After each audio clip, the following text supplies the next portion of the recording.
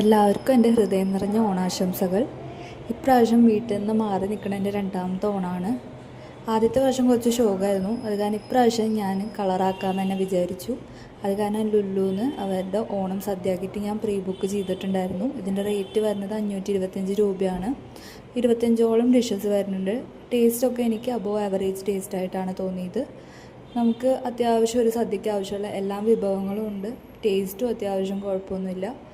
അങ്ങനത്തെ ഒരു സദ്യ കിറ്റായിരുന്നു. അങ്ങനെ സാമ്പാറും രസവും മോരും കാളനും അവിയലും ഉപ്പേരികളും പച്ചടികളും പപ്പടും ഇഞ്ചിമ്പുളിയും എല്ലാം കൂട്ടിയൊരു അടിപൊളി സദ്യ കഴിച്ചിട്ട് പായസം വയറ് നിറയെ കുടിച്ചിട്ട് മത്തടിച്ച് കിടക്കുന്നതായിരുന്നു ഇപ്രാവശ്യത്തെ എൻ്റെ ഓണം.